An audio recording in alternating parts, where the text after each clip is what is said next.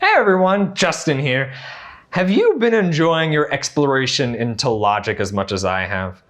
Maybe you found yourself making more convincing arguments to the people in your life. Or maybe you've just been enjoying the fact that there weren't any calculations in this unit. The bad news is it's time for us to wrap up our unit on logic, but the good news is we still have a whole other unit after this one to keep exploring those same ideas. Today, we're going to spend some time reviewing the case of the broken lamp back from the introduction lesson, now that we have a bit more knowledge to use. Then we're going to be discussing some best practices for you to use while preparing for your final unit assessment before I send you on your way. Let's get into it.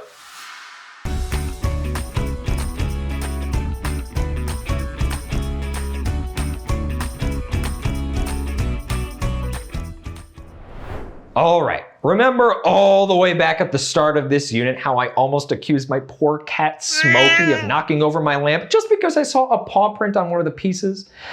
Don't worry, I've already given him his favorite wet food and lots of chin scratches as an apology, I promise.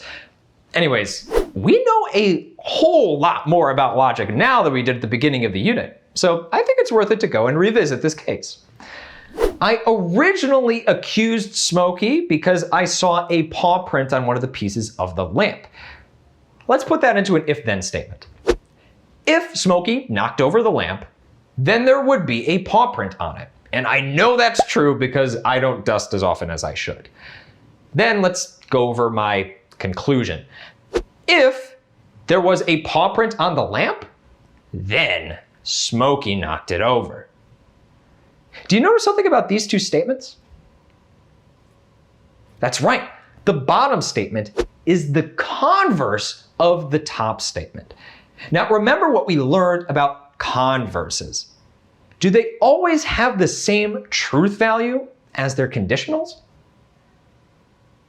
No, not always. These two statements are not logically equivalent. In fact, in this case, this converse is totally false. I could think of plenty of counter examples to explain why there was a paw print on the lamp without Smokey being the one to knock it over. He could have just touched the lamp pieces after they were already broken on the ground. Or maybe he was just batting at the lamp before the lamp got knocked over. Now let's double check my conclusion. In my investigation, I found that the wind was strong enough to blow rain in through my window. I also know that if the wind was strong enough to blow rain in, it would be strong enough to knock the lamp over. So, does this match up? Do we know that my conclusion of the wind did knock over my lamp was correct? Yes, we know it's true thanks to the law of detachment. Now, we reached those conclusions before we learned anything about logic.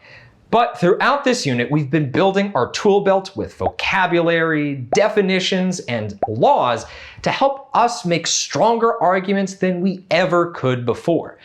After all, I think it was the wind is a lot less compelling than I know the wind knocked over my lamp because of the law of detachment and the evidence of the wet windowsill.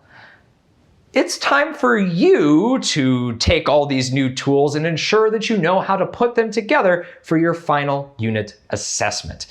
You're going to want to take some time to prepare before you jump in. Make sure you go through your pre-assessment reflection and preparation checklist in your notes template PDF.